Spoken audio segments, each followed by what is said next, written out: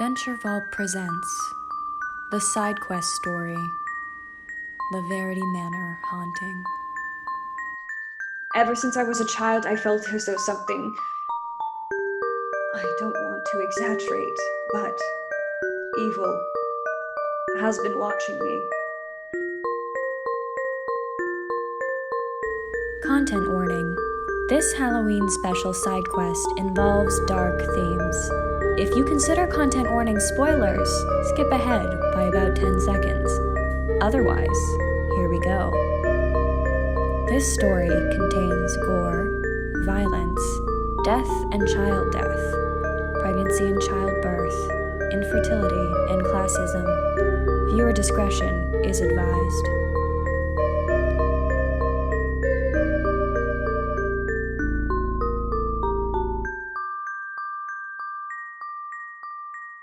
Hello, and welcome to the 5th episode of the Verity Manor Haunting. I am Cora Eckert. I am your DM tonight. I am usually playing Aleda on Venture Vault's Isles of Nakar main campaign, but for this side quest, I am running the Halloween spooky side quest that we are featured on tonight.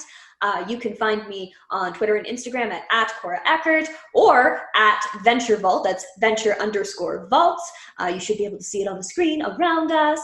And I'm another person who is on, my pronouns are she, her, they, them, but I will be playing a variety of characters tonight of all sorts of genders, and with that, I'm going to throw it off to another Venture Vault person, and that is Richard. Richard! Hi, I'm Richard Barlow. I am the DM over on our main campaign, the Isles of Nakar. My pronouns are he, him. Tonight, I will be playing Dart, a halfling who, if you've been following along, is about to do some interesting stuff. And you can find me on Twitter at Trailer Barlow or on Instagram at RichardBarlow90 or at Trailer Park Movie Reviews. And if you like movies and you want to see me talk about them, then you can tune in to Trailer Park Monday nights at 10 if you have Eastlink, or on YouTube, kind of thrown throughout the week, different videos go up. So check me out on there. And that's all for me, so I will now throw it over to Connie. Hey there, everybody. My name is Connie. My pronouns are they, he, and she. I play Chū Chū, the Halfling Barbarian, in this Venture Vault side quest. But when I'm not doing that, I am the GM and executive producer behind Transplanar RPG, which is an all-transgender, person of color-led, 100% homebrew Dungeons & Dragons 5th edition actual play live stream campaign set in an original, non-colonial, anti-Orientalist world. We have a Halloween 12-hour marathon stream extravaganza happening on Saturday, October 31st from noon until midnight Central. So join us for the release of episode 10 of our main campaign, as well as the debut of our original horror podcast, video games, art streams, interviews with other content creators in tabletop, as well as a dance party in our Discord. Check us out on Twitter at Transplanar RPG and myself on Twitter at by Connie Chang. That's by as in the authorial sign off, not the sexuality, although I am both. And I'm very, very excited for this episode of our Haunted House campaign. Chū Chū's gonna fuck shit up. And with that, I'm gonna pass things on to C. Hey there, I'm C. I use they, them pronouns. I am playing Father Ox, who is a Firbolg Bard in the College of Hymns. I am also a digital artist, player on Transplanar RPG. I play Oka. I am also a jack of many, what did I say the other time? Jack of many trades? Jack of many hats, perhaps? I think that's what I said. A jack of many hats. That's my new thing. I'm a jack of many hats. I did the character art that you'll see on the overlay, which is super exciting. So my commissions are open. You can find me on Twitter at PieSharpArt, which is P-I. I can't spell anything else other than P-I, so it's PieSharpArt. You'll figure it out. It's on the overlay. I'm also super excited for this session. I'm excited for our Halloween stream on Transplanar. Check us out. And I'm going to pass it right along to Nina. Hi, everyone. My name is Nina Nesseth, and my pronouns are she, her. And today I am playing Finola Fox, human cleric of the grave domain, and celebrity ghost hunter. In my real life, I'm a professional science communicator and author who likes to explore the intersection between science and pop culture, especially genre and horror. And like everyone else, I'm super excited to see how this story is going to close. So I am going to pass it over to Andrew. Hi there, everyone. My name is Andrew. You don't know me from anything else. But here, I am Aegon's Venkstantz, the Paladin. And his pronouns are he, him. My pronouns are he, him. And I am excited to bring this hopefully to an exciting and beneficial close. I'm hoping for not a total party knockout. I'm hoping for only victory this evening, and I will accept nothing less. And so with that, I'm going to pass it off to our lovely DM, and we can get this party started. All right. Well, I'm going to be doing a brief summary. So our heroes of this campaign were invited to the Verity Estate, some as chimney sweeps, our duo Half and Half, the two halflings who are wonderful heating technicians, were invited to work on the Verity Estate. Coincidentally, one of them knew Father Ox, who was invited along, but they did not know Aegon and Finola Fox, who were invited by Lady Theodosia Verity, the new heiress of the Verity Estate, after the sudden horrible passing of her sister Hestia in a fire.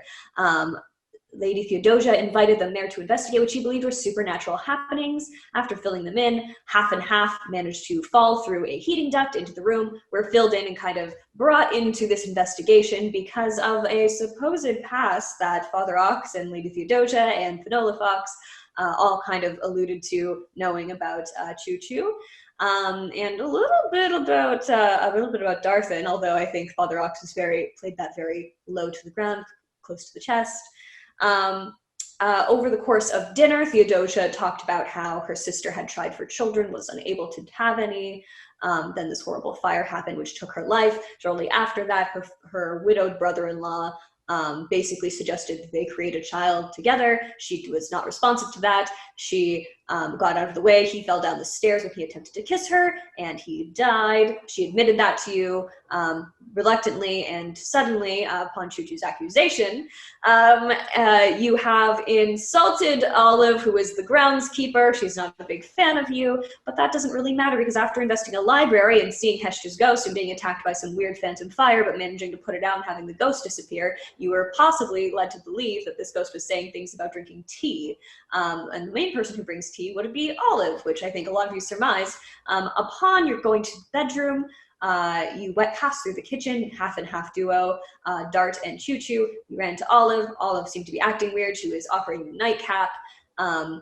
You threw it on the ground. There was an altercation. You brought her into the dining room with the whole party after you screamed and brought that to your attention. You investigated Olive. Chū Chū threw holy water on Olive, thereby unleashing some kind of menacing black cloud that took force and started fighting you. You managed to fight it off. Very, very tiredly decided to take Olive into the parlor where you could watch over her. You decided to take watch. Dart is haunted, as it turns out, and has some being who told him that he had business to attend to late at night. So after a watch where Chū Chū was taking over, Dart said that he needed to go to the washroom, but actually ran off to the crossroads at the front of the Verity Estate, where he unleashed Father Diecrest, who is currently haunting him and taking over possession of his body. And there he greeted Hexada, a devil that emerged from the crossroads sign. Chū Chū came, animated a rat pretending that it was her. Then they managed to, weren't super successful in the end, had to reveal themselves, and we appear to be having an almost altercation. Father Ox was barely woken up right before this happened, but is just keeping watch right now. We don't know if Father Ox is going to see this at all. That's where we left off. Goodness, a lot has happened, hasn't it? I believe we're situated right now at the crossroads with Dart's form possessed by Father Diecrest, not to be confused with Father Ox, who is actually in the room on the Verity State in the parlor with Olive and Finola Fox and Aegon and Doggett, Finola's poor aggrieved sidekick. And Connie's wonderful Mo Chū is possibly about to like throw down with Dart's form that is being possessed by Father Diecrest. So that is where we have left off. It is in the wee morning hours, possibly around, let's say if it were our time, it'd be like 2, 3 a.m. So we're starting to get on our way into a new day. Let's pick things up, shall we? So, Mo Chū and Father Diecrest in Darthen's body. I believe I had you roll for initiative. Do you remember your initiative rolls, or did you not roll them yet? I don't think we rolled them. I didn't yet. roll them. I think we're probably going into initiative, aren't we? Okay. So let's roll for that. Do you want us unconscious people to roll for initiative? No, you don't know, so you wouldn't be put into initiative. Sorry, you're not there. I got a 17. Hey. You go first. I got a 10. Excellent. On the crossroads pole, Hexata, this she-devil, all curves and flirtation and evilness, is saying like, oh well, I can't do anything about this menacing thing, but Father Diecrest, have fun. Okay. Chū Chū is going to use her bonus action to rage. You see her let out this guttural roar. She digs her heels into the cold, hard earth. And it seems like her muscles bulge even more than usual, and that vein creeps up the side of her neck. And her eyes are just completely blank with fury. So that is going to be her third rage of the day. And she is going to use her action and her speed to rush Dart. Gonna rush up to you, and as she's running up to you, Dart, she lets out this scream, unleashes her lance. I think is already unfurled. She's gonna try to jab you. She's gonna just try to jab you with it. What's your armor class? Or do you not want to tell me and just wait? I think we already knew for. It was an 18 hit. That's hits. She's gonna deal. What's 11 plus 6? 17. 17 points of piercing damage to Ow. Dart. Just sort of skewer you right in the shoulder. Oh, Hexata says, oh, she is a feisty one. Shut up! And she is going to use her extra attack, because she can attack twice while using the attack action, and try to hit you again. I'm going to use inspiration. That's a nat 20. How do we resolve nat 20s in combat here? So for a nat 20, I generally like to roll, well, I know the traditional way is you roll your damage dice twice, but I like to give maximum damage at least once and then roll again, so that you actually, instead of rolling your damage once and actually getting a 1, then only getting 2 points, it's not a lot. So you get your full damage of your damage dice. Okay. Then you can roll again for additional damage and then plus whatever. Cool. So that's a 12 for the base. I roll my damage dice with my attack die. Should I just keep what I rolled? Yes. Okay, and that's a 7. So 12 plus 7 is going to be 1, 2, 3, 4, 5, 6, 7. 19 plus 6, that's going to be 25 points of damage for my second attack. Wow. Just right in the other shoulder. Just gonna pummel you with my huge muscular body while screaming the entire time. Hexata lets out a peal of laughter. Wow. Does all this screaming wake us up? No.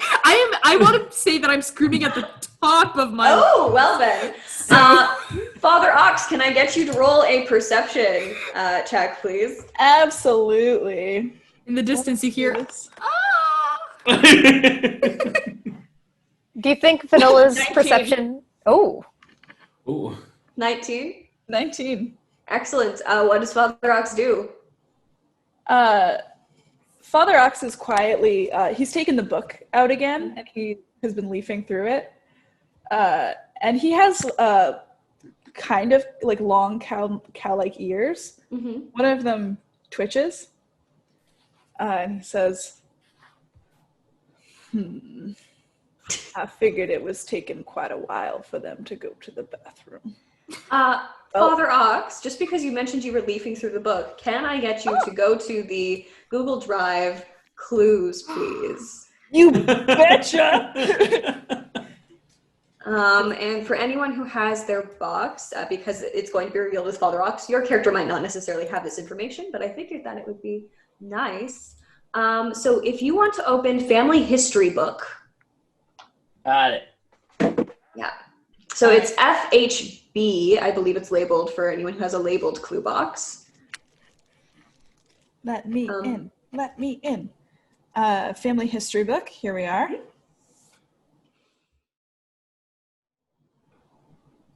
So you should be able to eventually get a photo. And this photo I'll bring up on screen for our viewers to see. And it is a picture of a blue marble-ish blue vein stone, which we did read about earlier. But this little bit of information says, much of the stone that made Earth's Bounty's fortune is a blue vein mottled marble found nowhere else in this plane. The only other known samples are from the fiendish plane, sometimes known as Hell.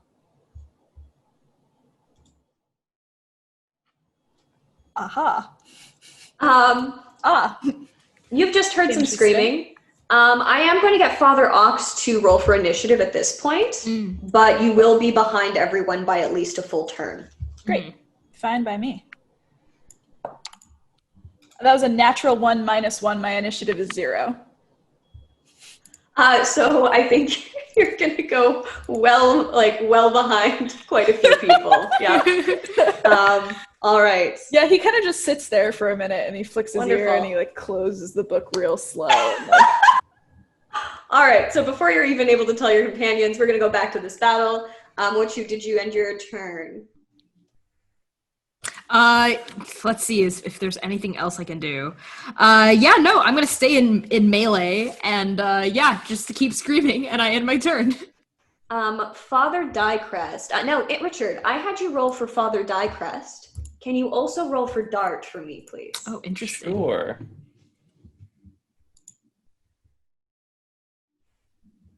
Dart got a 6. All right, so Father Diecrest will be going before Dart. I will tell Dart what he has to do upon his turn, but let's see what Father Diecrest does with Dart's body in the meantime. Okay. So you've been pretty wounded, pretty brought down by Chū Chū. How does Father Diecrest react to his shell being hurt? He just kind of smirks. It does hurt, but he doesn't mind Dart getting hurt. And he just looks at Chū Chū, and he's like, he did always tell me that you were strong and warned me against messing with you. But it's just too fun to pass up. You see, I have to warn you, though. I don't play fair, and I'm going to require a little help. And I'm going to use Summon Undead Spirit. Oh, fuck. So right behind Chū Chū. And Cora, if you want, you can decide who it is. But I'm going to make this a putrid. What? And so like one of the Verities or someone who is buried on the grounds starts to arise from the ground behind Chū Chū. Wonderful. You actually hear the clomping of hooves as though something is running towards you on horseback.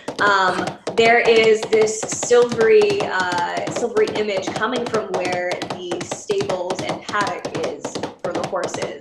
On horseback, you see the figure of a person astride a ghostly horse, barreling towards Chū Chū and is able to go through the gates onto the crossroads. This is the figure you have. You don't know who it is, so I'm not going to tell you. So this is your figure, but it will only cause damage the way that you indicate, Richard, as you have brought it up.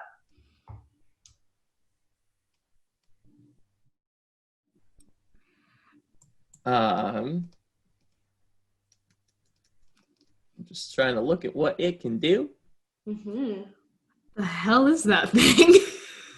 You hear whinnying from this ghostly horse. What? So Corey, you said it's a ghost then? Yes. Okay. Then it is going to use Deathly Touch. It can attack on the same turn it was Can summoned? it? I don't know. Read for Miss, please. We'll figure it out. So it doesn't specify, it just says it goes on my initiative. I would say this is your turn and you summoned it. I think it makes sense to me that it can attack. Sorry, Chū Okay, Chū. that's fine. I mean, I did just blast your ass for so much Just damage. take a bit of damage before you finish me off, okay? Okay. All right, is it gonna attack me? Is it gonna hit me? So this figure... I have to roll and Yeah. see if it hits you. I'm just going to set up by saying that the horse comes up behind you, rears back, the hooves are above Chū Chū, about to stomp down.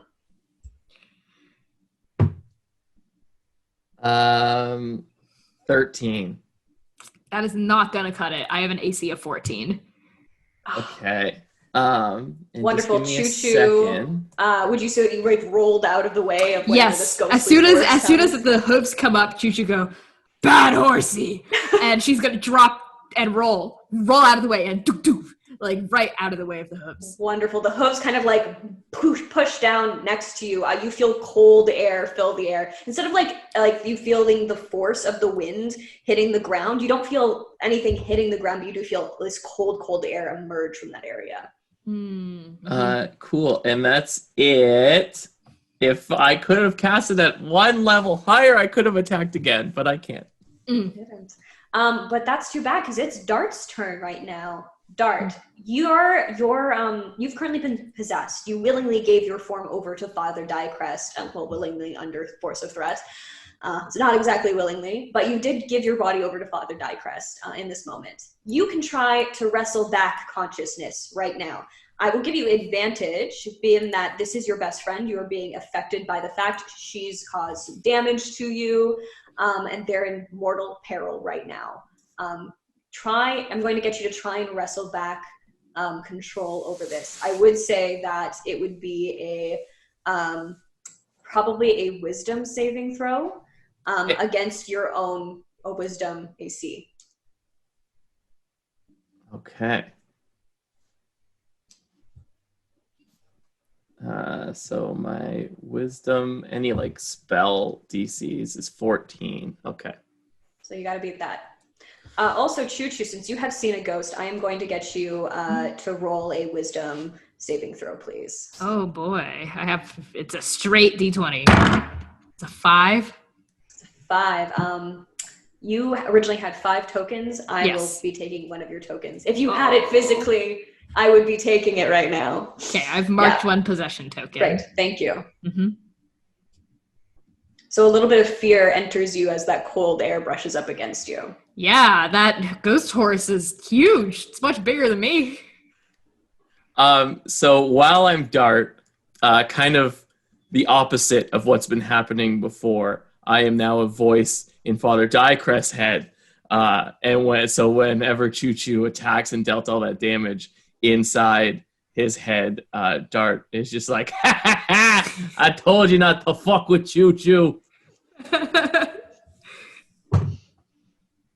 And that is a 16 wisdom saving throw. You manage to wrestle back control of your form, but that will be your full action on this turn. Okay. What's Father Diecrest's reaction to being put back into the little box inside your mind?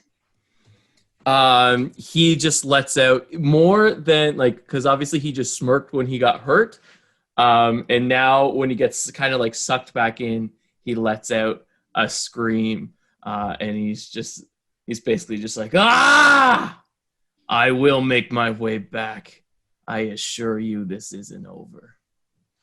Excellent. So since Father Diecrest has been taken out of initiative, I think that affects his spell with the ghost horse. Although Darthen is still there and casting it. Mm-hmm. So I think it'll disappear upon his next turn. Okay. Father Ox, because you rolled so poorly before, I'm going to say you are not currently in initiative. Like your initiative goes back after another thing. We're going back to the top. It's Chū Chū. Chū Chū. Dart has just come back into his body. Mm-hmm. The twistiness that you've seen on his face leaves. First, his face goes slack. Then it goes back into the expression of your very best friend. Dart? Is that you? Yeah, it's me. It's me. Oh. Wait, have I been hitting you this entire time? Nah, you hit him. Oh. So, you're back? I think. Good? Did you do it? Did I do it? Was that me? Did I save you? I'm going to pause right there. You hear the whinny of this ghost horse behind you, and it is rearing up to hit both of you now. Horse or devil? I'll take care of the horse. Okay. And Chū Chū's gonna turn and run toward Hexada to try to attack her. Wonderful. I did not roll initiative for Hexada because she was not planning on attacking, but we'll see how she reacts to this. And does the horse get an attack of opportunity against me? If you're moving out, yes, it will. Yeah. Okay, that's fine. Okay. Let's hold on. First, I'm going to get this. I'm going to write this down. Okay. So that's a 19 for Hexada. The undead spirit does not attack unless I order it to. Oh, well then. So it's just reared up and almost frozen midair. Mm-hmm. I am going to say that Hexada, upon seeing you come towards her, says, "Oh, you're welcome to try, but I have no, well, let's say horse in this race. I have no horse in this race." As Chū Chū's charging, she's just screaming blindly, "I'm fully aware I probably can't kill you, but I'm gonna make you hurt." Oh, please do. Gah! And she's gonna try to stab her right in the face. All right. Right in that smug face. Okay, I'm gonna use my inspiration. That was not good. Okay, would a 19 hit? 19 hits. Okay, thank God. I was like, did you have like an AC of 25 or something like Tiamat? Okay, she is going to take, I rolled full damage, so she is going to take 18 points of piercing. Excellent, and you're doing this with your lance. So your lance is actually long enough with your jump that you managed to pierce right here, like at the collarbone, and it like sinks in a little. Oh, that's smart. It's been a while. And she pulls it out. You're freaky. I don't like you. Do you have another turn? I have an extra attack, so I'm going to attack her again. Great. Her hand is not like holding it in place, just kind of like pulled it out. Sure. Okay, let's see. Would a... do I want to use... would a 17 hit? It does not hit. Oh, fuck. Okay, cool. So my second attack just doesn't hit. That's fine. So she kind of pulls it out and actually kind of like tosses it up, and you're so shocked at somebody reacting so cavalierly to being stabbed in the chest.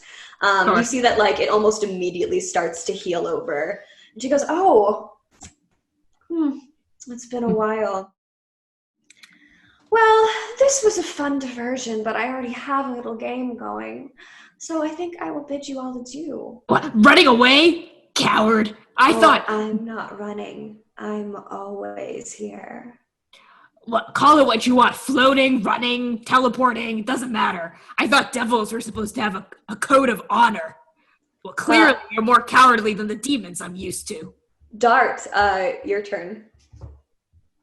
We'll see if Hexada Diecrest's turn or Dart's turn? Diecrest is in the back of your head, but he has been taken out of controlling your body at this moment. So Okay, I didn't know if he was like gonna try to come back on his turn or something like that. Thank you for asking. It's a fun idea. But no. So Hexada said she was leaving. Is she still there currently? She's still there currently. Okay. Are you dispelling the ghost horse? That would be a bonus action, I'm pretty sure, just to get rid of a spell. Just to get rid of it? Yeah. Dart will just like wave his hand and it'll go away. Wonderful. And It actually. Abraham, can I make a little pun very quickly? I've been sitting about this for so long. Abraham Van Brunt just got Abraham Van Burnt. Headless Horseman joke. I don't care if anybody gets it. It's the name of the Headless Horseman. Nina's cracking up. Because it's so bad. It's so bad. Well, I mean, I didn't get it, but it's a pun, so yeah. Okay, I'll grant you inspiration. Yeah, buddy. Okay, I'll shut up. Dart goes from facing Chū Chū to once all this happens and he gains control again, he steps aside and stands beside Chū Chū and looks at Hexada and he's like, "You are a very unsettling person and I don't enjoy your company." And he's going to Eldritch Blast in her direction. All right. Let's see if you hit.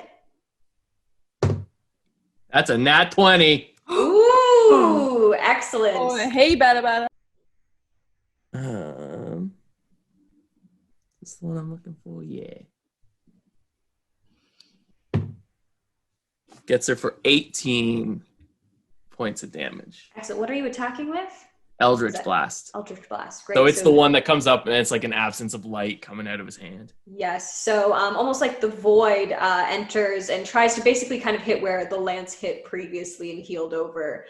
And you see that like this actually gets her. Her interest was kind of on Chū Chū, but now, especially with that demon comment saying that she's not as brave as the demons that you faced before, and this void enters here. And, roll for damage. I did 18 points of damage. 18 points of damage. Sorry, I misheard. Great. Excellent. Oh, well, this is a lot less fun than the game I'm currently running. And lucky for you, I have other business to attend to. Goodbye. You truly are a fucking coward. You come back here. Let me kick your ass. Father Ox, it is now your turn. You've heard some screaming, some commotion, horses galloping around. Father X blinks a few times. Yawns. Stretches. That's Looks the out nat the one window. initiative. A slow start. Opens the book back up. Keeps reading. Excellent. All right. With that, we go back to the top of the order. It's Hexada's turn. Hexada almost appears to like turn into, shrinks down into a very thin form, and then slips back into the pole of the crossroads sign. Does that count as moving out of melee range? Sure, why not? Yes. Okay. I'm gonna try to go for an Both attack of of you. opportunity Yeah. as she is transmogrifying away. Oh, does that mean I get to do it too? Yeah, sure. Yeah, it does. 21. 21 would hit. Okay, that is going to be 1, 2, 3. 13 points of piercing damage. Wonderful. So despite her form turning like rail stick thin and starting to disappear, you managed to like pierce your lance into what is now appearing to be this crossroads pole and Hell yes. put 13 points of damage in with your lance. Your lance almost like goes down with it as it starts the forms as it's exiting into the pole, and your lance actually kind of like gets stuck in the wood of this pole. That's funny. Yeah. I definitely do not hit. I just got an 8. I'm feeling woozy from getting the crap kicked out of me by Chū Chū. So not quick reaction and I miss. Wonderful. You're a little woozy here. Does that mean we're out of combat? Yes, you are out of combat. Dart, I was going to mention this earlier. Because you willingly let Father Diecrest possess you, I would take another one of your tokens, please. Okay. I got them tucked away. All right. So you are now out of initiative. Okay. You are at the crossroads. There's no horse riding ghost anymore. There's no devil. There's no Father Dicrest is still within you and quite upset and rattling around in your head, Dart, but he's not currently in charge of your body. What do you two do? I just turn around to Chū Chū and I'm like, this might seem weird considering you just kicked my ass, but thanks, Chū Chū. What the hell was that? Did you let him take you? So I guess we can talk now. I don't have to hide my secrets from you. Yeah, that guy's in here, and he's been in there for a while, and I made him promise me he wasn't gonna hurt nobody, especially you, and he just had to finish doing what he had to do. So yeah, I let him take over, and that was dumb of me because clearly he tried to hurt you, and I'm sorry. But tried is the operative word there. I knew he couldn't. Not in my body. You kick my ass any day. I kick your ass anywhere, exactly. Hey, if you're in there, Father Dicrest, if you come out again, I'll kick your pony ass all the way back to Helltown, wherever you're from. Yeah, but don't do that because it's still my body. I won't because it's still you. Yeah. Yeah. Let's not ask for that. You, Dart. I was just gonna, knock you out, maybe. That's fine. All. You do what you gotta do. If he comes into me, you handle it. I'll give you a good whooping. Yeah. So why? What does he want? What does that freaky lady want with him? How are they related? Why are you related? Okay, so I don't know nothing about her. She's got something going with him, and if he's talking to her, well, in my head, he's very good at keeping it down. I can't hear it. But so when I was a kid, Richard, Dart. Yeah.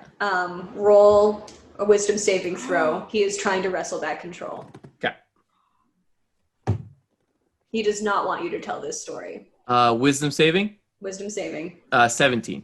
17. You manage to hold.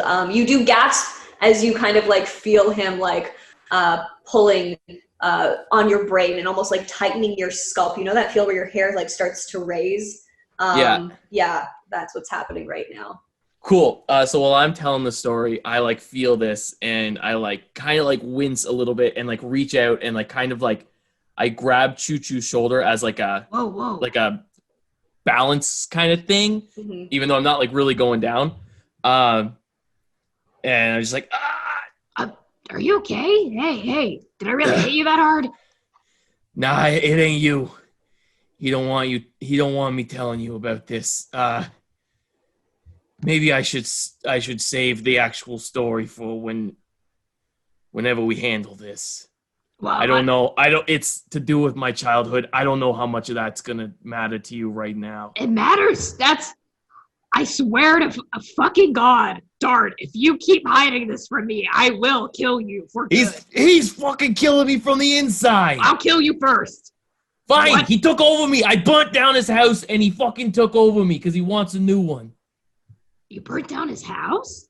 That's why I'm covered in these scars. Wait, isn't he like a devil or something? How would you burn down a devil's house? He was in control of my house and he had a bunch of spirits there that haunted my family, and in order to save them, because he was killing all my family, I burnt down the house thinking maybe that would help. And it kind of did, but it really kind of didn't. So now he's in you and he wants a new house? He says I owe him, so he went in me. And for years, I've been doing his bidding. I see. So that's what he wants. He wants a home. And then he'll leave you alone? I guess so, and he seems to like this one. The Verity estate? That's not his. Can't you, build him, a cottage in the woods or something? And you can, menace the birds? Well, first of all, he's never asked me to do that, and honestly, I never thought of it. Well, hey, if you're in there, can that make you happy? You don't have to hurt anyone else. Just a nice cabin in the woods. maybe once in a while someone wanders in, you can, throw some chairs around, make them scared.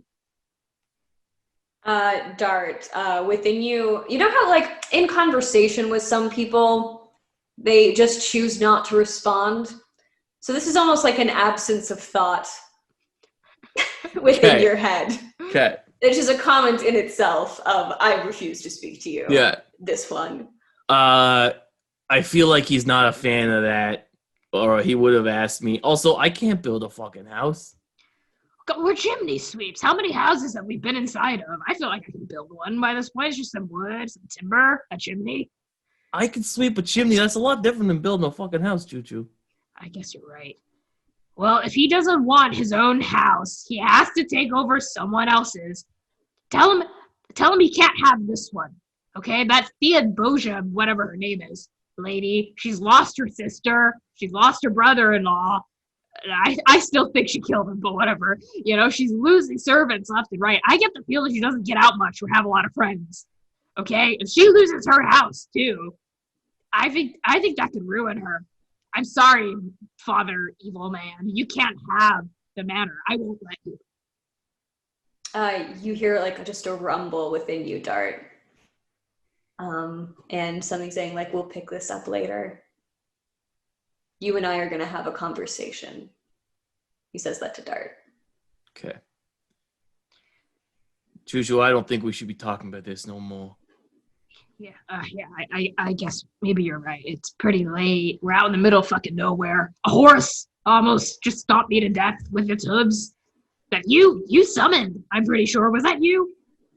It was him, but I can do that. That's pretty impressive. Just know that even if you had a horse, even if you had 1,000,000 horses, and this is to you, Father Die Man, I will still beat your ass.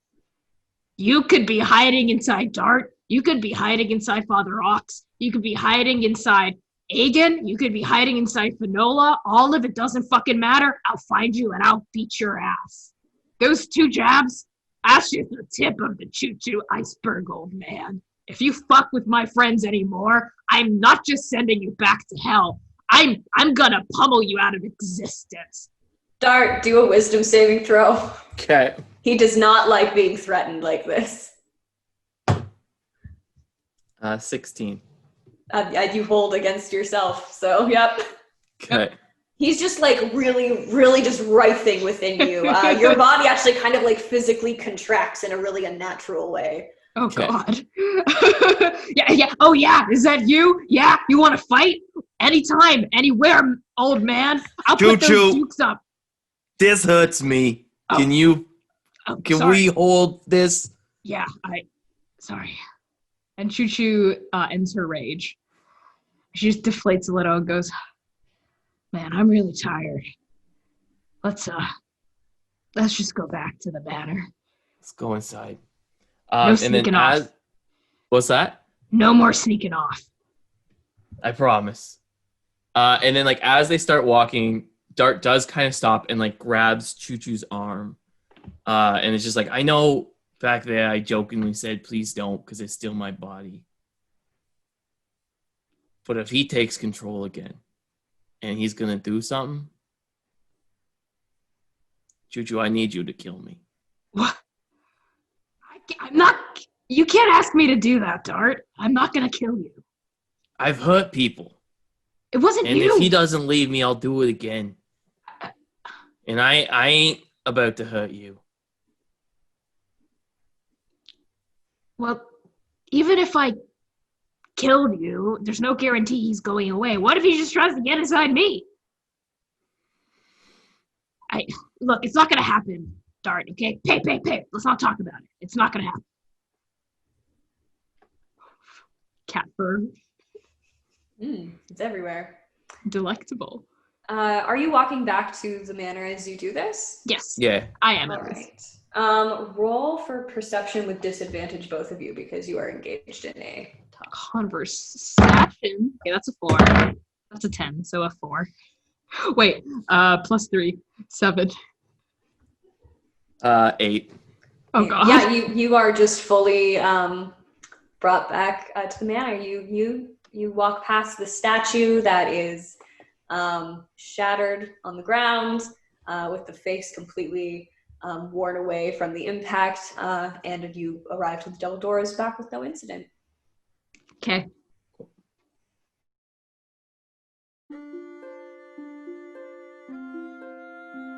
The Misfits want to share their treasure with you. Help us get to 500 followers here on Twitter and be entered to win this set of dice. Looking for more ways to enter? Subscribe to our YouTube channel, or like, comment, and subscribe. So we are back from our break. Chū Chū and Dart just started fighting a devil, and against possession, Father Ox is reading a book about the family history. You come back to the house, Chū Chū and Dart, and if you go into the parlor, you do see that Father Ox is reading. Ah, you have returned. I was beginning to get worried. Yeah. Dart here ran into my lance a few times by accident, but we're good now. I can see that. I wonder if I have any healing spells I say out of character. You're a bard, I bet you do. You might They're be about to rest. They'll surprised. get it all back. That's true. We're about to take hopefully a long rest, right? We've been up for a while. Unless could you use keep a rest. fighting. I could also use a rest. It'd be nice to reset my rage. Keep keep poking Father Dicrest, see if he possesses Dart, and I can go right back into character now. Excellent. Dart, why don't you let me have a look at that?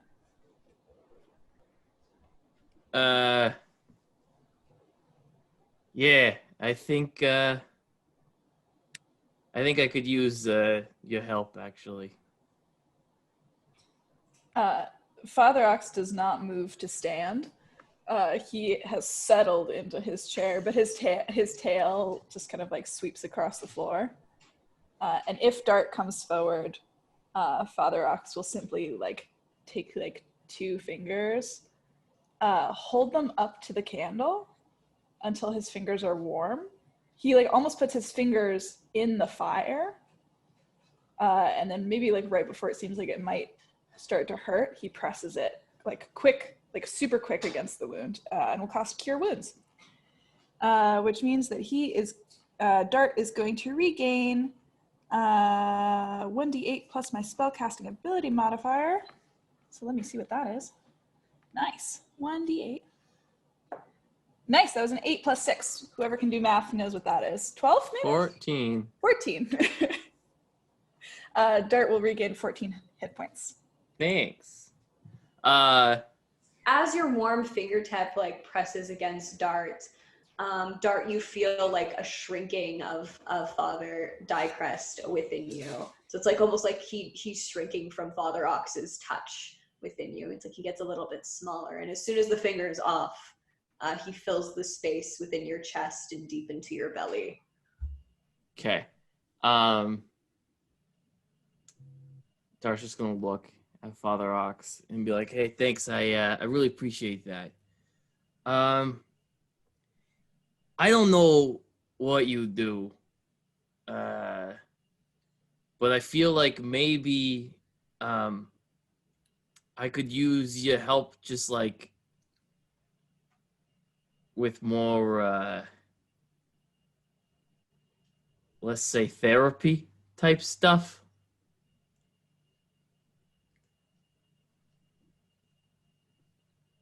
Oh, you're muted. I can't hear you. Damn it. God damn it all. Father Ox is very introspective. He's considering his words. I think he is, in fact, considering his words, and he blinks those long pupils at Dart. And then a genuine smile comes over his face. I would be happy to talk more in the morning after we have rested. But do be aware that you've already taken the first step. You're on the right path. Okay. That's good to know. Thank you. Well, I'll stay up until the next watch rotation. I suspect that you both need quite a lot of sleep still. Yeah, I'm pretty tired. And Dart's just gonna go over and like take his spot next to Chū Chū and just kind of. I don't think he's gonna fully lay down. I think he's just gonna like sit against the wall and just kind of like put his head back and just probably fall asleep like that. Yeah, Chū Chū is absolutely beat as well. Basically, as soon as like that conversation's done, same thing as earlier. She's passed out. She's like on the floor, asleep. Father Ox takes a moment to like survey each of his fellow party members before letting his like tail curl, and he chuckles just a little bit and goes back to reading. Excellent. So are you reading throughout the night, Father Ox, or just until the next watch? Until the next watch.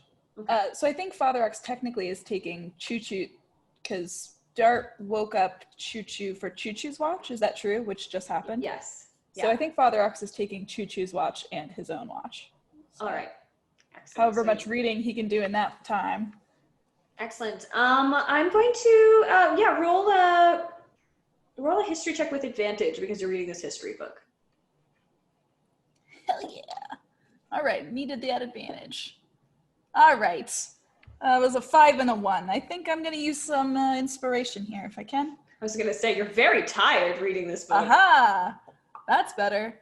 19 plus, let's see, 19, history, 20, 21. 21, my goodness. Much better than a 5. All right, for those of you who have your clue kits, I would get you to open up FT2, and for those of you who have access to the Google Drive for the clues, I'll get you to open that up as well. These are some duh. Yes, here is where we get into our content warning stuff. So while there's a content warning at the beginning of this episode, I'm going to reiterate that we are getting into some content warning stuff that was reiterated at the beginning of this episode. There is going to be mentions of death and child death as well. So it looks like, looks like one person from each generation was killed. Mm-hmm. All right, so as we bring up the second family tree for the Verity family tree, we had the original one with Aegon, Agravain, and the names of all of the heirs. But on this one, as Father Ox reads through the family tree and gets into the family history, he notices something rather unusual.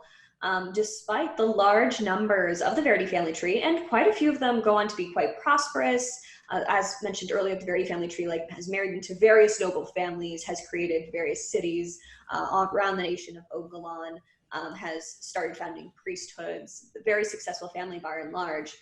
But while it's not necessarily uncommon for children to die due to illness, due to a variety of hazards out in this dangerous world, it is odd for amongst a large number of children for only one child per generation to die.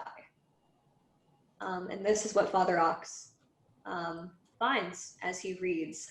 He reads through the listed deaths. Also some achievements of various people, like being, marshals or like leading armies, successful battles. You also read about the successes, but one thing you take note of is in the first generation, we have the death of Agravain, one of the twins, the twin of the founder, Agravain. He died at age 21 to a sword fight. In the second generation, the youngest child, Constance, age 6, died of a fever. In the third generation, Ephraim, age 19, buried alive. In the fourth generation, we have Elian, age 17, was never recovered. They don't know what happened to him. In the next generation, we have Jackson, age 12, died of eating poison berries, nightshade to be specific, that is still grown on these grounds. In the next generation, we have Therine, age 23, died of drowning.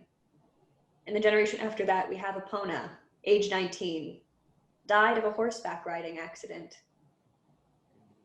Now in the next generation, this is written by Zacharias Verity. You'll notice that his sister, Maureen, is listed as dying at age 34. Yeah. But similar to Aegon, no actual cause of death is listed, merely that she died. And then we get to the final generation that has been listed that Zacharias was able to give, which was really just the birth of Heshid Theodosia. And he managed to add in Shasi as he was present for the marriage, but he died shortly after that, just of old age. Mm-hmm. So this is what we've examined. Interesting. Is it just like a list of the deaths, or are there any accounts? There are some accounts as well. You're again reading through a bunch of family history stuff, so you're kind of reading through generation. You're not just reading about the deaths that are listed, but you are reading like, oh, in generation 1, this person was like a successful leader. This person founded this city. This person did this.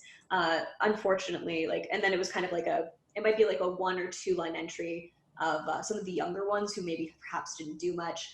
For Ephraim, he was notably ill throughout his childhood. That'd be the 3rd generation. Had some illness. It appears that he was buried alive because he entered into a coma, and he was presumed dead when he was interred into a grave. At some point, somebody was in the grave putting down flowers, heard a commotion, and they managed to dig him up, but at that point he had already died. For Constance in the 2nd generation, she was just 6 years old, got sick. Skipping through the 4th generation, Elian, age 7, he was known to be, kind of a wanderer, loved to explore, was constantly going through the grounds, but they're not sure what happened to him. Maybe one day he just picked up and decided to, go on the road, but they never heard from him again, so that seemed quite suspicious. Jackson, age 12, was just on the grounds, ate some berries that he shouldn't have. Therine was actually a really wonderful sailor. They were actually quite adept at sailing. So it seems unusual that they would have drowned, but they were, when you partake in an activity with potential risks, sometimes that happens. It is odd that they drowned so close to shore. Epona was a skilled horseback rider. And again, when you partake in certain activities, when you take certain jumps, certain risks, you can fall and you can potentially be stomped under the hooves of a horse, even her most beloved one. And then we get to Zacharias, his wife Citrina. They are the parents of Heshid Theodosia. And Zacharias was the twin of Maureen, who again, her cause of death is not listed. Mm-hmm. Interesting. That's probably all that you can get before the next watch, which I believe would be Finola and then Aegon, but I could be wrong. I forgot the order. Yeah, but you would take over the watch. Other people would go. There would be no more disturbances throughout the night, and you would all have a night of long rest. Long rest, long rest, long rest. So yes, get back your spell slots, get back your hit points. Olive is still asleep on the couch. Yes, Aegon. Are we saying that the whole long rest is complete now? Everyone's shifts are finished? Whole long rest is complete. It is now late morning. Would it be okay if I did something on my shift? Is that okay? Yes, if you want to do something on your shift, sure, before your long rest is complete. Absolutely. Yeah, sorry, I don't want to hold it. No, that's fine. Okay, cool. I know that I'm handing my shift off to Miss Fox. And so the entire evening sort of clinking with excitement, as I'm tracking sort of information that we've gotten and starting to prepare a thesis to present to the Order of the Dawn in order to demonstrate that there are ghosts. They are real. They can be found.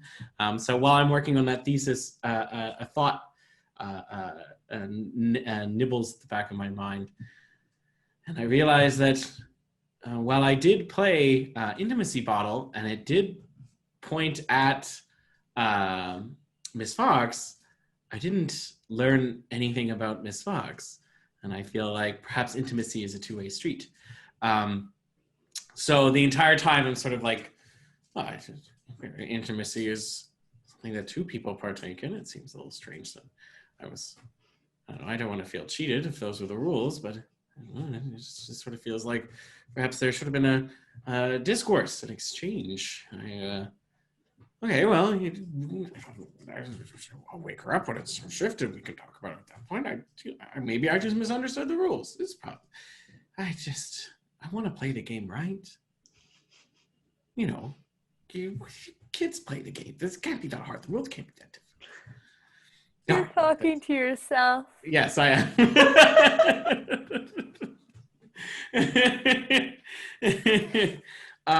you do that a lot? Yes. Sorry. Yes. Well, when you have to run ideas by someone and you often travel alone, the ideas often have to go through yourself. And so I enjoy, yes, I am talking to myself. Yes. Good morning. Good evening. It's like having a dog but inside your head. Yes. My own internal suppository. Yes. Sorry. I was just, it's almost your shift, and I was just wondering, since we had played Intimacy Bottle, did Bottle point at both of us? And so it's sort of like, isn't it, you'd think Intimacy Bottle takes two people. You'd think there'd be like two things that happen as opposed. I mean, it was a transmission of information. It required.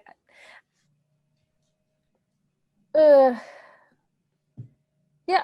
Okay. I think I know where you're going. Where are you going? Oh, because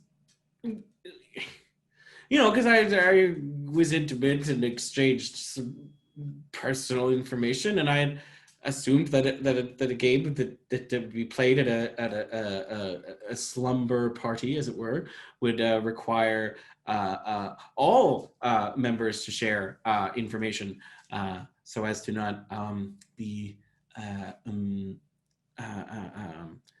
used as blackmail on someone. Why would I blackmail you about not playing games when you were a kid? Well, because it's sad, I suppose. And most of my youth was spent being blackmailed in one way or another. Being a half-elf, trying to pass is quite difficult at times. And so I grew used to seeing information as not only a tool to defend myself, but as something to be safeguarded. And so I just thought that the rules required mutually assured destruction, as it were. Yes.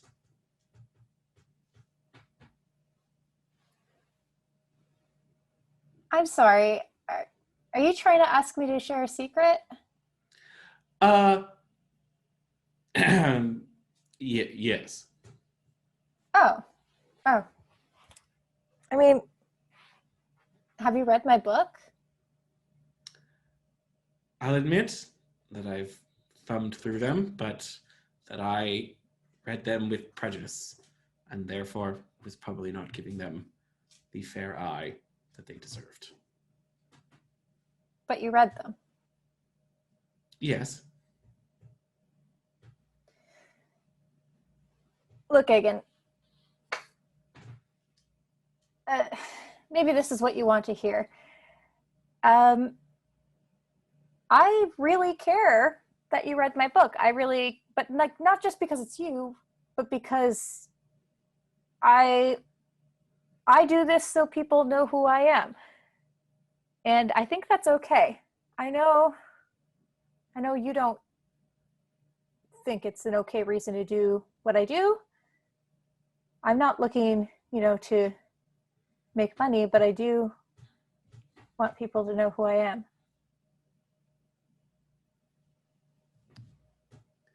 Well, if it brings consolation, I feel that I know who you are now, but I don't think that had anything to do with your book.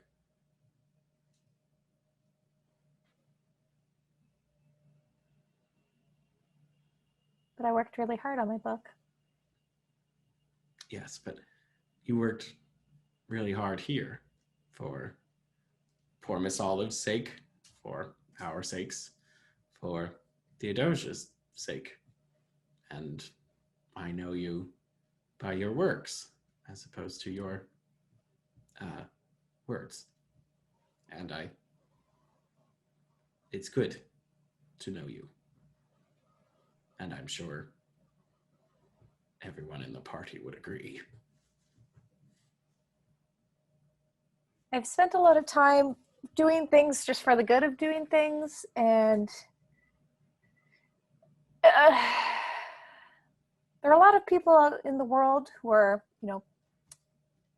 powerful people, richer people, people who run in higher social circles who will find ways to take credit.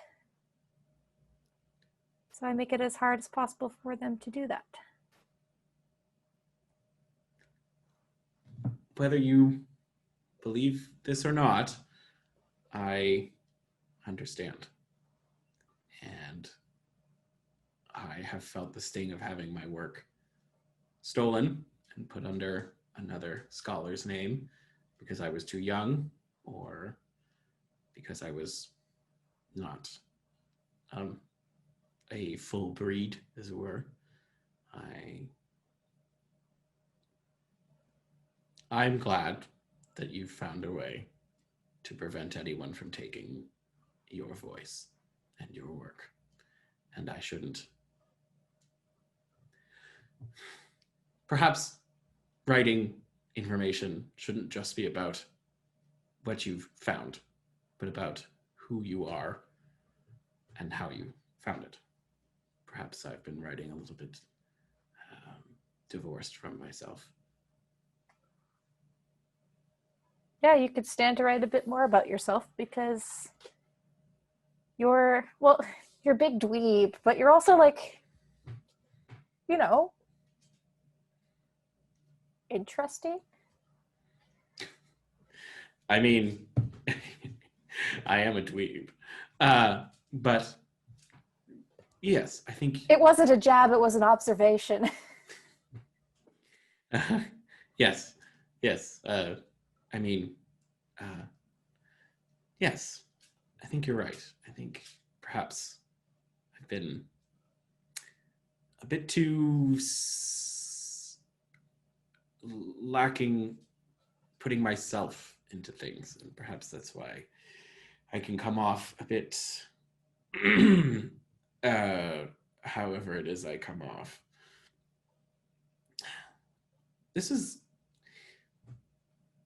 Intimacy Bottle is a very difficult game. It's really hard. Yeah, it's a really hard game.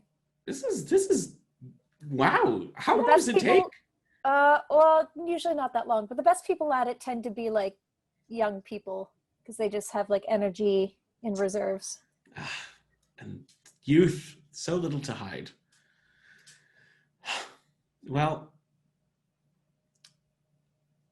I'll buy a couple of copies of your work and bring them back to the Monastery of the Dawn to keep it chronicled in our libraries so that any of the students there can read it. I think there's a lot more there than I was willing to credit, and there's a lot more there that a young student might be far more attached to than a barren thesis on the results of radiance on the necrotic in semi-ectoplasmic states. What? Yeah, it was my first paper. It wasn't great, but I get Doggett to elucidate on those pieces. Doggett's asleep. Do you wake Doggett up? No. I look over at Doggett. I'd always feared having I didn't want anyone to felt like they worked for me. And so I was always afraid to have someone but Doggett really loves you. I mean, in an adoring, but I just mean, he drinks in being around you. You're a great pair, a duo, a hardworking success team. Thanks. You should probably sleep. Yes, of course, quite. Thank you for setting watch and for teaching me intimacy bottle. I might, it's something we could do at the monastery, I guess. Yeah. Of course, it'll be cathartic, I'm sure. Yes. Oh. Lots of repression. I kind of am getting that vibe. I think, yes, that is a vibe that we have. Well, good night. And yes, thank you. And then I just sort of like take off enough armor required to fall asleep. Just like. Wonderful. Great. If anyone else wants to do anything else, say so now. I do have just a short exchange. I will wake up Doggett just to not be alone during my watch. For sure. Oh, hey, hi. Hi. What? Is there a ghost or we go? No, hold on. He like pulls out his paper. I got it. We're ready. Well, there's none right now, but like. Okay. What? I have okay, can you write down a note for me? Yeah. Uh-huh. He gets some loose parchment. I have an observation, but it's not like gelling into anything in my brain. So just like a note to say for later. How come whenever we break off from the group, something bad happens to that person, but Theodosia's alone all the time? I don't know. I don't know either. This is a question. This is a question, just a note, a thread that we can explore later. Yeah. In the edits and. Okay, good note. Okay, that's it. He like puts some adhesive on it and like sticks it on him. Oh, I just figured out how to do this. You can like basically post it onto different things so you don't forget it. But it's not too sticky, you can just peel it off. But then you're walking around with paper stuck to your chest. But then you can't forget, it's right there. But then everyone can see it as well. Oh, yeah, that would be awkward. He like folds it up so you can't see the words. There you go. Okay. That's it. Just keep me company for the rest of the watch, if that's okay, if it's not too much trouble. Oh, yeah. No, I can do that. Do you want me to take the watch? No, I'm taking the watch. My wits are sharp and I'm paying attention and I'm good. I just didn't want to wait alone. Oh, okay. You want to talk? No. Okay. And the night passes. With the possible invention of post-it notes that I see in the chat were invented by Romy and Michelle. No, they were invented by Doggett. Wonderful. All right, so it is morning. Everyone has gotten a long rest, so gain back your hit points, your spell slots, anything that you might be able to get back. So Olive is still asleep on the couch and kind of muttering under her breath as everyone wakes up from the general morning grogginess.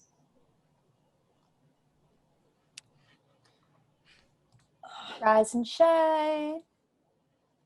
I start fastening different parts of my armor back on immediately. Just gonna watch everyone's wake up routines. Right, yes. Miss Olive, is she coming too? Father Ox kind of just looks down because he's been sitting next to her all night. Does not exactly seem so. I fear it might take quite a while for her to sleep this one off, so to speak. But I have a suspicion that, at least in the day, she will be relatively unharmed. Might be best if we take her to her own quarters. Could I roll some sort of examination of her to see how she's doing? Sure, you can do a medicine check. Could it be literally anything else? No, you're checking on her well-being. That sounds like a medicine check to me, unless you're checking for something else. Well, I'm checking for like the remainders of the paranormal. Sort of... Okay, do an Arcana check then. So you don't care at all about her well-being overall. You just want to see if there's a ghost there. Well, no, I can do that with magic. I'm just ribbing you. That's fine. I'm just ribbing you. That's fine. You can check your magic. Do an Arcana check. Getting jousted by my DM over here. Hey, now I'm back to rolling normal, which is garbage. How's a 3 do? She's asleep and she appears to be dreaming, I guess. Sick. That was a nice, terrible roll. Can I use I'll use a feature then, because then I don't have to roll. Can I do Divine Sense to look for Celestial Fiend Undead within 60 feet? There is undead in this room. It's Dart. It is not an Olive. Like side-eye Dart again. Is this maybe the first time that you've caught that one correctly? Well, I've always sensed something. You sensed it. Yeah, my focus was elsewhere. I motioned to Miss Fox. Is this a concern? Should we be following up on this?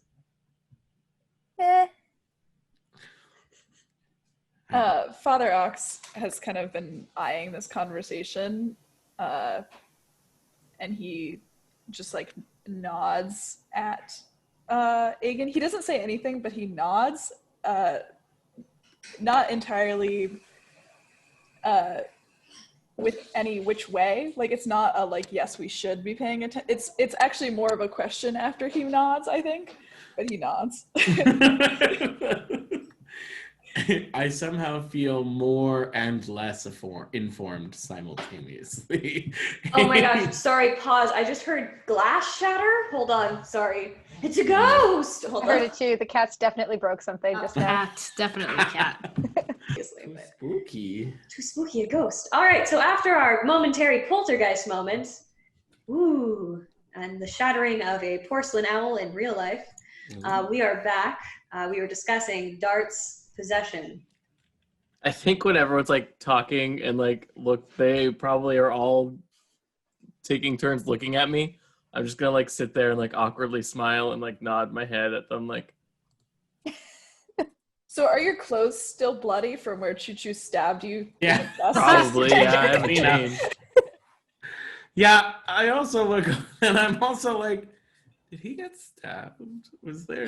Did I miss? Were we attacked? Did I sleep through an attack? I'm so sorry.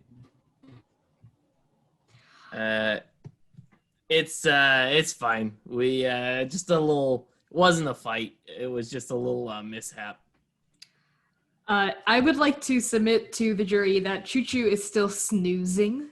While this is happening, she's completely passed out. There's some drool, coming out the side of her mouth on her bedroll. Did we close the doors to the parlor, or did we leave them open? We probably. In my mind, we've always been closing them, but I've never said it. Yeah. No, I imagine that you would. So you do hear a timid knock on the door. Father Ox actually hoists himself up all the way to his good old 7'6", and kind of lumbers over to the door, and he steps over Chū Chū to get there, and he opens it. But he actually shields the rest of the room with his body, so the person can't look in. Oh, wonderful. Well, your massive frame takes up the small portion of the door that you've opened. And you see, looking down at Juniper, there with a pot of tea in a tea cozy, and some mugs like hanging off of their fingers. Hey, so I came into the kitchen this morning to do my dishes, and Olive wasn't there. So, good morning. I'm sorry. I guess breakfast won't be ready in time. I don't know where she is. This is very unlike her. I did make tea. I heard some talking, so I figured you all had gotten up. So I thought that I could at least offer you that. And she made like a whole bunch of scones. There's a giant cookie thing, so maybe she just slept in. So I'm gonna check on her in a minute. But I do have tea in the meantime. I know it's not in the dining room, and it's very informal. But a lot of people take tea in here, and I know it's not breakfast. I know it's not proper, but. Father Ox waits for Juniper to be done rambling until he, all the way until there's like at least 1 or 2 beats of silence, and then he goes, "Juniper, that is incredibly kind. Unfortunately, I forgot her name, Olive. Unfortunately, Olive has quite a bad fever. Oh. She is asleep. And I suspect that she will be for the rest of the day. I think for your own health, it would be best if you didn't go up to check on her. And perhaps you might also take the day off. I promise you, we are not the type to need such catering to." Well, there are some pre-made quiches in the icebox. So I'll just come back at lunch and make sure that's set out in the kitchen. On tray, but and I'll grab the scones. I'll just leave them in the dining room for anyone to grab things in the meantime. But and I'll let my mom know that Olive's not doing well, because she knows medicine and stuff, so she can come up with some tinctures and stuff. So yeah, thank you for letting me know. That's too bad about Olive. But yeah, so there'll be scones and tea in the dining room for anyone who wants them. And I am sorry about the informality of it. Thank you. And they like rustle off to the dining room to put the tea down there. Mm-hmm. Father Ox closes the door and turns around and kind of like without skipping a beat. Even though Chū Chū is asleep, he kind of just assumes that she'll get up at some point. So he's just going to keep talking. I was doing a little bit of late night reading last night, and I came across something rather interesting that I think you all should know about. I found a second, well, perhaps not a second, but a rather detailed account of the family tree here on the Verity Manor, and I noticed something rather odd. It seems that with each generation, one of the siblings died under, if not mysterious, then extremely tragic incidents, but just one child. It interests me very much so, due to the writing here. And he reaches all the way up to the top of the door frame. Cricket, stop that. Reaches all the way. She reached up to tap something on the wall. He taps the family sigil. They're over each of the doors, is that correct? Yes. They'll say that there is a family sigil over each door. I didn't say there was, but I think that's a nice detail. So let's just have it happen now. Wonderful, wonderful. Oh my god. that's- When Father Ox starts saying this, Dart will kind of like just nudge Chū Chū to try to wake them up.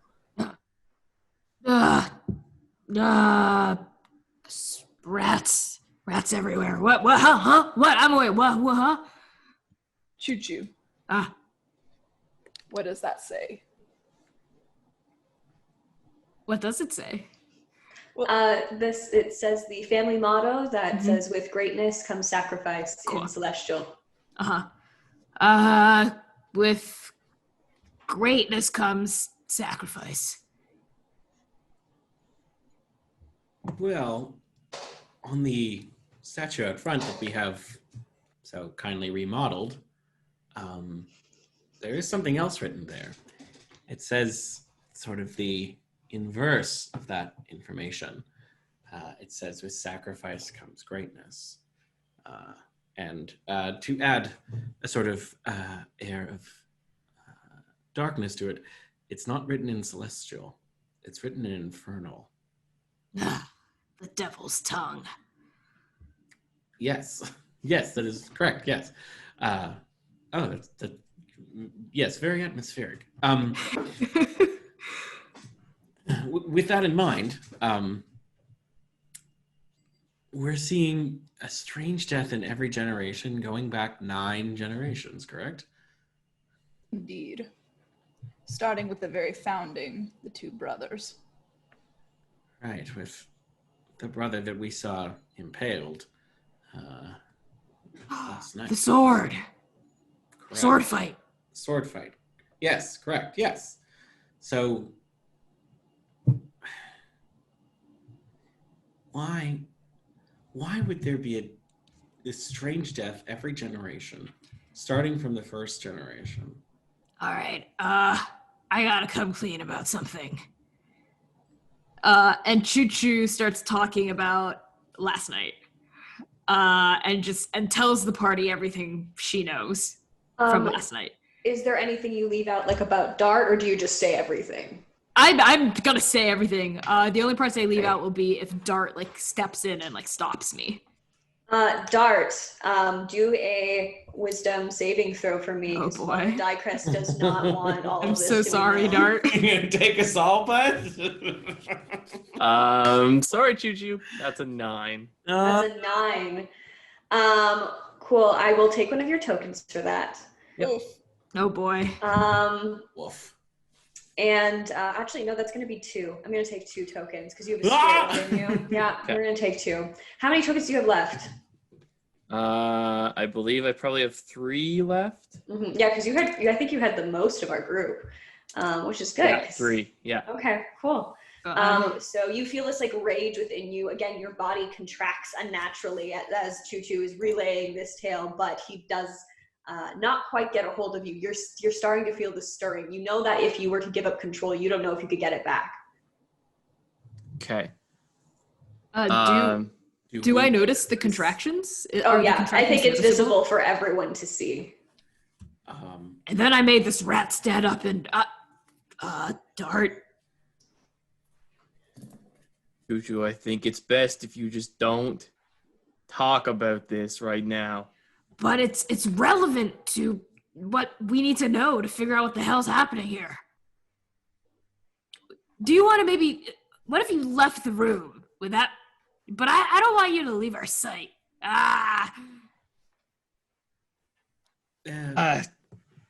Would this have anything to do with what we...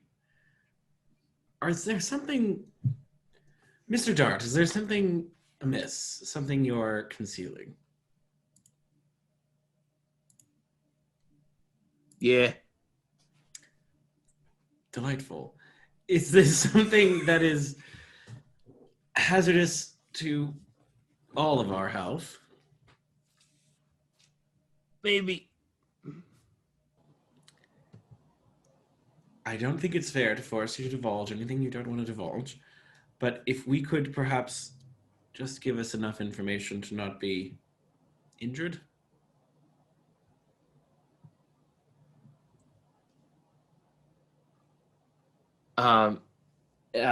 Dart, like, he was still sitting this whole time, and now he stands up and he's kind of like panic almost starts to come over him, and just like overwhelmed by everything that's going on with the pain and Father Dicrest trying to come back and everything, and then this information being said about him that he wasn't ready to tell other people, and he kind of just lets kind of the anger of it all overtake him, and he's just like, I think to keep everyone safe, you should all just stay the fuck away from me, and he's gonna leave the room. Wonderful. Where do you go? Where do you start heading to? I feel like he might go back up to like his bedroom. Sure. All right, so you head through the kitchen up to the servants' quarters. You can make it there with no problems if no one's going to stop you. Dart, where are you going? I thought we went over this. I'm sorry I started talking about it. And Chū Chū looks toward Dart and looks at the rest of the group really torn. But she shakes her head and she says, just don't do anything stupid, Dart. And does not chase after you. Oh, interesting. All right. Do you relay the rest of the tale? I do. Exata. Yep.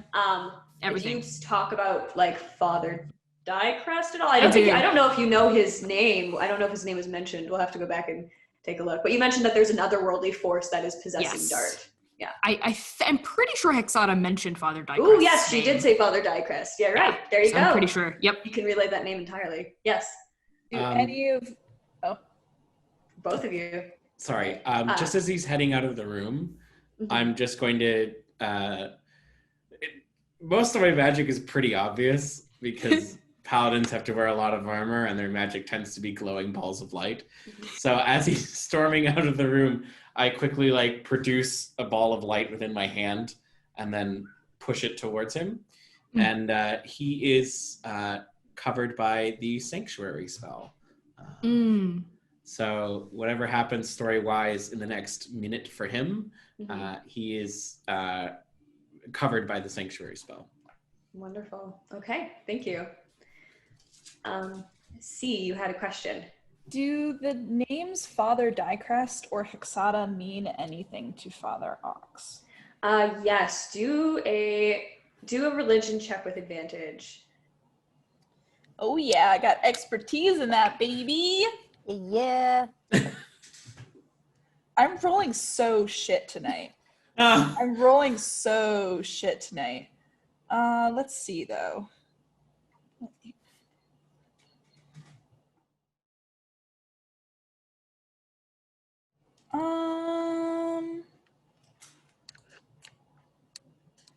This is my thinking dance. 14. I'm not going to use my last advantage yet. All right. So with a 14, Father Dicrest definitely rings a bell. Father Dicrest was someone that the Keepers of Order, of which you were previously a part of before your retirement, they've looked in. In fact, there was he was the leader of a cult that would pray to some unknown entity for power. The cult was seemed to be eradicated. It used to be the owner of this one estate that for a long time no one could buy until eventually a halfling family did, and they moved in. At one point, the Keepers of Order sent an agent of theirs, maybe about 2 decades ago, one of their agents to go, and he was, and because you were reading over the Verity family tree, one thing that you noticed was Shaussi's surname before marriage. Upon Shaushi's marriage, Shaussi changed his name to Verity, but before that, I believe that it was I didn't write it down. It was a different name that you recognize. I'll put it down. I'll just like have it come up. But Shaussi was actually an agent previously of the Keepers of Order, and had investigated them. He wrote a message. This was maybe more than 20 years ago, that he was going to Earth's Bounty to investigate another lead. and he never came back to the Order. The Order assumed that some harm befell him on the roads. Oh, I see. Mm-hmm. When Chū Chū starts talking about Father Diecrest, all these pieces just kind of come together right when that happens. Father Ox's head twitches, and he kind of like looks past Chū Chū, and maybe interrupts her mid-sentence. You said it was at the crossroads. Yeah, she, like that, voluptuous, let's say, devil lady came out of, the middle of the pole. I don't know how she fit, from that thing. She was... And you say that Father Diecrest is currently residing within Darthen. That does seem to be the case, yes. Like I've said before, I whipped his ass good. So, it's pretty wimpy, Father, if you ask me. Father Ox's tail lashes back and forth a little bit. A lot of work has been done here to prepare whatever it is being prepared. What do you mean? I'm afraid your and Darthen's happenings upon this manor does not seem to be exactly a coincidence. Well, of course it is. We were just hired as chimney sweeps. I don't know. You see, Father Diecrest was a leader of a cult, and Father Ox goes on to explain the connection between Father Diecrest and Shasi.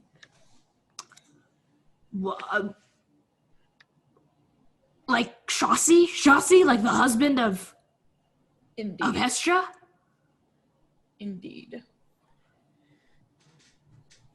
If that's the case, then if we continue down this line of questioning, from what we've been told, that there have been these mysterious deaths, and there seems to be this devil woman at work, and there was a claim that they needed 10 generations. They needed 10 children. They're on number 9. They need one more. So is Theodosia the child, or would her child be the child? Well, no, Theodosia's sister has passed, which means there's only one left. And that would explain Chaucy's desire to quickly procreate in order to provide the final heir, as it were. But for what purpose? What do they want?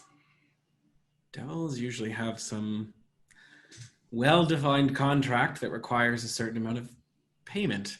And it would seem that with greatness comes sacrifice, and with sacrifice comes greatness. Sacrifice comes greatness. Wait, so that means for 10 generations, this Hixada lady has been scheming and scheming, waiting to get whatever power has been promised to her by means of a contract. And the only thing standing between her and what she wants is Theodosia's uterus. Yes, so it would seem another creature would like to control a woman's uterus. Guys. Important question. Has anyone checked on Theodosia in a while? Oh my God. I hate to bring this up, but she has been in her study, locked behind many locks and not letting anyone in. Chū Chū is out of the room. Chū Chū is going to Theodosia. As soon as Finola says that, Chū Chū says, oh my God, and is gone. All right, the study is up the stairs on the second floor. Dart, I think you actually just made it to your room with no problem, so you're just away from the party. Can I bellow for... I don't know how loud bellowing is, but if I could bellow for our good friend Dart, down. I don't know. Is that a strength check? I'm loud. I can send performance. Performance check. For message, you would need to know where he is. I think he's out of sending. sight. Sorry, it was sending. Oh, okay. I could catch him on the toilet if I needed to. No privacy. No privacy. But if you want to yell, you can yell. Like, it's your prerogative. You have your own methods. Sure. Do performance to yell. Sorry, this is not a conversation. You're either just yelling or you're not. Oh, I'm yelling. Ooh, baby, a dirty 20. You are louder than you've ever been in your very polite life, and you call for Dart as Chū Chū runs up the stairs towards the Adoja's study. Dart, peril is upon us. I will say Dart hears it. Like, yeah, the dirty 20, sure. That goes to the house. You've just made it back to your room. So Dart just shuts the door and he hears this and he's like, oh, fuck's sakes. Dart, do a perception check. Okay.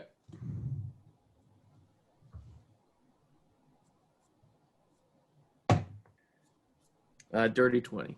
Woo! Olive's door is open a thread, just so you know. I don't know how that's going to change anything you do. I don't think he would look. I think hearing Aegon, I think he would slowly open the door and head back just in case it has anything to do with Chū Chū. Great. So you head back. Do you go down the stairs or do you just continue on to the second floor? There is a way to get. I think this time you go on the second floor. All right, so you just go through the servants' quarters door onto the second floor. Chū Chū, you probably just made it up the stairs to this door that is closed. I'm shouting, Theodosia, are you okay? Are you in there? I'm gonna wait like 2 seconds and I'm gonna bust down that door. All right, cool. Roll a strength check. I don't hear a response, I'm assuming. Sorry, 2 seconds go by. You hear like, what? Just as you're like about to like knock down this door. So, did you wind up like right? Yeah, I before? did wind up, and I was like, "What? Are you pregnant? What? Are you pregnant? Answer the question. Have you had relations with someone that might have led you, with baby in you?" This is not a conversation to have through a door, and this is very private, and let me open this door. One moment, please. Just once again sounds very flustered by a comment that Chū Chū has made. You have a knack.